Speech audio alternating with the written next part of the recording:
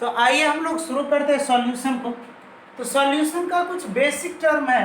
पहला है mole fraction. Mole fraction को हम लोग एक्स से डिनोट करते हैं, percent W by W, percent W by V, percent V by V, percent V by W, PPM, PPB, ionic strength. ये आपका बेसिक पार्ट है। इस पार्ट को मैं समझा लूँ तब मैं आपको वो पार्ट पढ़ाऊंगा जो काफ़ी इंपॉर्टेंट है और अच्छे एग्जाम में आते हैं, और 12 में भी आपको कभी जो मेन पार्ट है वो आ जाते हैं। उसमें से क्या क्या है वो भी देख लें। उसमें आपका आ जाता है मोलरिटी, उसमें आपका आता है मोलरिटी, उसमें आपका आता है मोलालिटी, उसमें आपका आता है नॉर्मेलिटी, और उसमें आपका आता है फॉर्मेलिटी। और इसी पार्ट में हम लोग आगे तब पढ़ेंगे, आगे जाके सीपी। सीपी बोले तो क्वालिटेटिव प्रॉपर्टीज। तो ये पार्ट हम लोग पढ़ते हैं, लेकिन पहले उसके पहले ये बेसिक टर्म है, इसको हम लोग देखते हैं एक एक करके। इस पार्ट की हम लोग बात करें तो पहला हम लोग पार्ट बात करते हैं जिसका नाम है मोल फ्रैक्शन। देखिए, तो सबसे पहला टर्म है आपका मोल। सुनिए, पहला टर्म क्या है? मोल। तो आपको पता है मोल क्या है?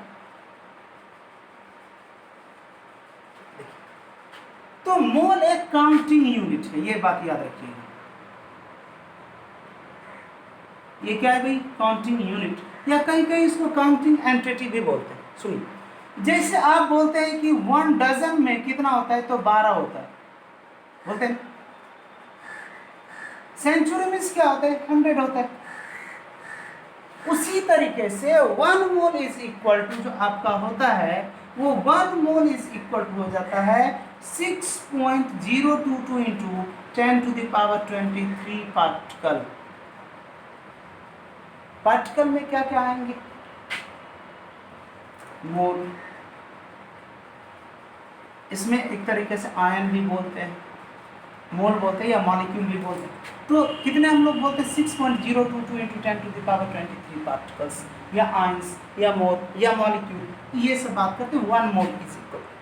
तो ये काउंटिंग यूनिट है, एंटिटी है। इसको निकालने का तरीका क्या है समझिए। इसको निकालने का जो जनरल तरीका है, इसको n से हम लोग डिनोट करते हैं। n मीन्स होता है नंबर ऑफ मोल। तो number of mole is equal to होता है weight by molecular weight, weight by molecular weight. इसके बेसिस पर हम लोग निकालते हैं। अगर एग्जांपल की मैं बात करूं, अगर मान लो कि आपको मैं बोलता हूं कि 50 ग्राम CaCO3 है, तो इसमें n बराबर क्या होगा? तब को कुछ करने की जरूरत नहीं है। तो जो 50 ग्राम दिया है वो दिया है आपका वेट। तो वेट आपका कितना दिया है? 50 ग्राम। अब बताइए COCl3 का मॉलिक्यूलर वेट कितना है? तो कैल्शियम का होता है 40, प्लस कार्बन का होता है 12, प्लस ऑक्सीजन का होता है 16 गुना 3। सबको जोड़ेंगे तो 100 ग्राम आएंगे। कितने आएंगे? अब बताइए मोल बराबर क्या होंगे? तो मोल बराबर फॉर्मूला हमने आपको बता के रखा, वेट बाय मॉलिक्यूलर वेट। तो आप n बराबर क्या कहेंगे? वेट कितना है आपका? 50 ग्राम बाय 100 ग्राम। तो कट करेंगे कितने बार में? 2 बार में। n बराबर 1/2 यानी 0.5 मोल। अब सुनिए, अगर 1 मोल में मैं बात करूं तो कितने पार्टिकल है? 6.022 इंटू 10⁻23। इसमें पार्टिकल कितने होंगे? तो क्या करूंगा, 6.022 इंटू 10⁻23 का हाफ हो जाएगा। मीन्स आपको पूछ ले कि 50 ग्राम CaCO3 में कितने पार्टिकल्स है, तो आप इसका आधा कर देंगे। तो ये आपका मोल। तो मोल निकालने का ये तरीका है। तो अगर मोल समझ में आया तो फ्रैक्शन हम लोग समझेंगे। सुनिए, फ्रैक्शन आप बचपन से पढ़े हैं। फ्रैक्शन किसको कहते हैं? तो फ्रैक्शन हम लोग कहते हैं जिसको हम लोग P/Q के फॉर्म में लिख सकते हैं। सुनिए, जिसको हम लोग P/Q के फॉर्म में लिख सकते हैं उसको हम लोग बोलते हैं फ्रैक्शन। बचपन से पढ़े हैं। तो क्या कह रहे हैं कि जो हमारा P है वो हमारा एक कंपोनेंट, और जो Q है वो हमारा है टोटल।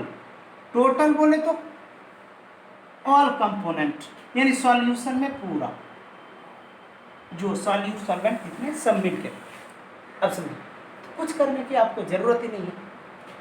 तो मैं क्या कर रहा हूँ कि मोल फ्रैक्शन अगर x डिनोट करते हैं हम लोग, तो क्या कहेंगे कि number of moles of component by number of mole of solution. अब सुनिए, सॉल्यूशन में क्या आ जाएंगे, सॉल्यूट प्लस सॉल्वेंट, दोनों को मिला देंगे। सुनिए, अब क्या करें कि number of mole of component, component means जिसका दे उसका। जैसे मान लो कि आपको पूछ दिया जाए मोल फ्रैक्शन ऑफ सॉल्यूट, तो यहाँ हमने सॉल्यूट लिखा है, इसका मतलब सॉल्यूट का मोल फ्रैक्शन पूछ रहे हैं, तो यहाँ आ जाएगा NS means number of moles of solute, by नीचे जो है वो हमेशा फिक्स है NS प्लस N सॉल्वेंट, यानी number of moles of solute plus number of moles of solvent. अगर कहीं पूछ दे कि number of moles of solvent अगर मुझे चाहिए, तो क्या कहने वाले हैं, N सॉल्वेंट को ऊपर रखना है, नीचे वाला फिक्स है N solute plus N solvent. अब देखिए क्या कहने वाला हूँ मैं, कुछ टर्म कहने वाला, उसको बिल्कुल ध्यान से सुनिए। मैं कह रहा हूँ कि number of moles of solute plus number of moles of solvent दोनों दे दिया जाए, ये हमेशा 1 होता है। सुनिए, ये जरूरी नहीं है कि दो ही कंपोनेंट, 10, 20, 30, 40, 50 जितने भी कंपोनेंट हो, जैसे मान लेते हैं 5 चीज़ें हो, x1 plus x2 plus x3 plus dash dash dash बराबर 1, ये हमेशा 1 के बराबर ही होता है, आपको टेंशन लेने की कोई ज़रूरत नहीं। अब देखिए दूसरा का, क्या इसमें वॉल्यूम इन्वॉल्व हुआ है, तो वॉल्यूम इन्वॉल्व नहीं हुआ है। सुनिए, एक काफ़ी इंपॉर्टेंट बात करता हूँ, जिस टर्म में वॉल्यूम इन्वॉल्व नहीं हुआ हो वो पार्ट टेम्परेचर से इफेक्टिव नहीं होते हैं। तो क्या मैं बात कर रहा हूँ कि इसमें कहीं वॉल्यूम इन्वॉल्व हुआ है नहीं, तो हम क्या कहेंगे, independent, temperature independent mole fraction is temperature independent.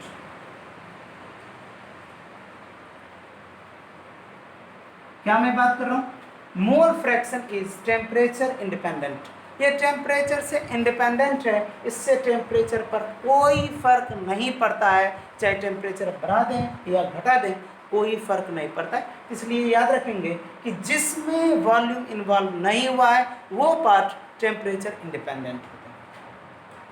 तो एक आध दो एग्जाम्पल करते हैं, उसके बाद हम लोग आगे बढ़ते हैं।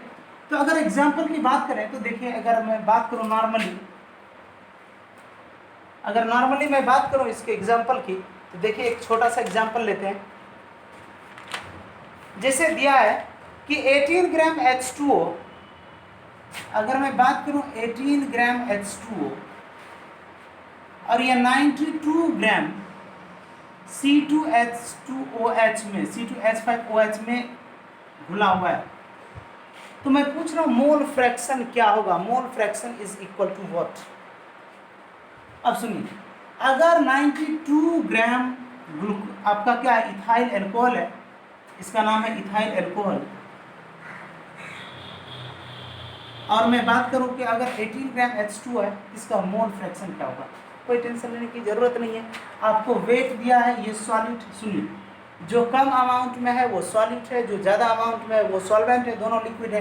तो मैं वेट क्या पूछ रहा हूँ, सॉल्यूट का, सॉल्यूट का वेट कितना है, 18 ग्राम।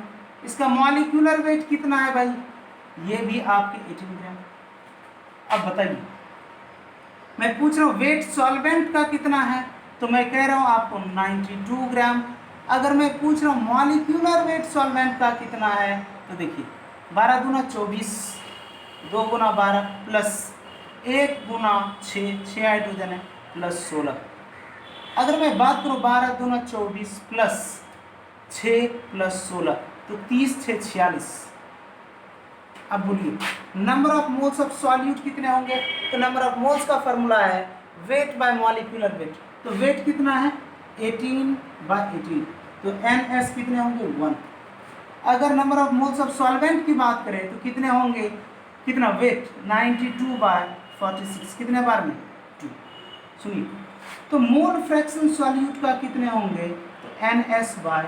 NS+N सॉल्वेंट, जिसका पूछे उसको ऊपर रखना है और नीचे दोनों को ऐड करना है। तो सॉल्यूट का मोल फ्रैक्शन 1 है बाय 1 + 2 तो 1/3 इसका मोल फ्रैक्शन। तो कोई दिक्कत आपको नहीं आना चाहिए, ऐसा बहुत सारा सवाल आएगा, आपको टेंशन लेने की जरूरत नहीं है। देखिए अब मैं क्या कर रहा हूँ कि वो टोटल पार्ट जो छोटा छोटा है उसको हम लोग टर्म को डिफाइन कर लेते हैं, देख लेते हैं कैसे बात करते हैं। जो छोटा पार्ट है उसको अगर हम लोग देखें, जैसे पहला पार्ट की बात करें तो पहला पार्ट में आपका है %W/W।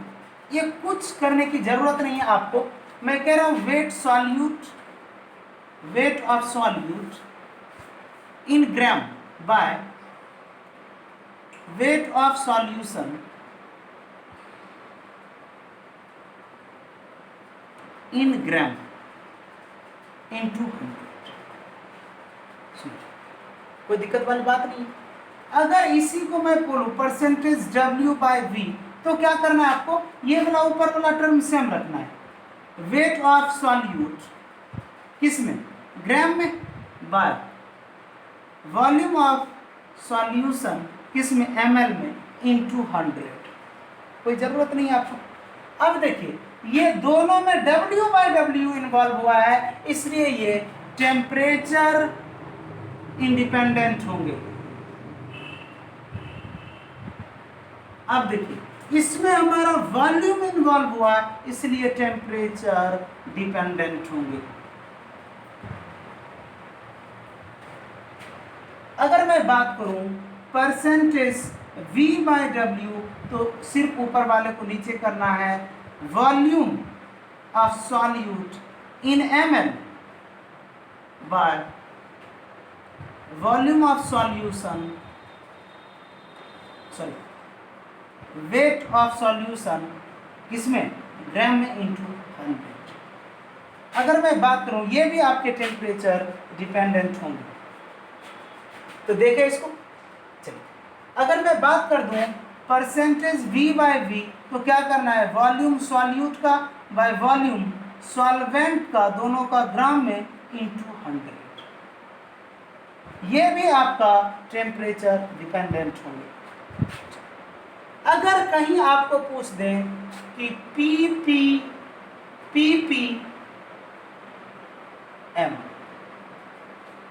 m बोले तो मिलियन, तो कोई जरूरत नहीं है आपको, इसको सिर्फ और सिर्फ क्या करना है, 10⁶ कर देना है। याद हुआ।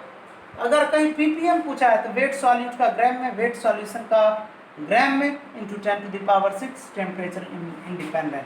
अगर कहीं आपको ppb पूछ दिया जाए तो आपको कुछ करने की जरूरत नहीं है।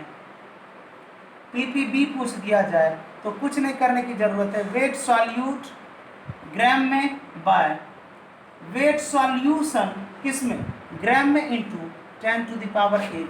ये भी टेम्परेचर इंडिपेंडेंट है, कोई फर्क पड़ने वाला नहीं है। इसको आप देख लीजिए अच्छे से, उसके बाद मैं कुछ न्यूमेरिकल कराऊंगा, उसके बाद मेन पार्ट में आऊँगा, उसके बाद हम लोग सॉल्यूशन को शुरू करेंगे। देखते रहिए। Thank you.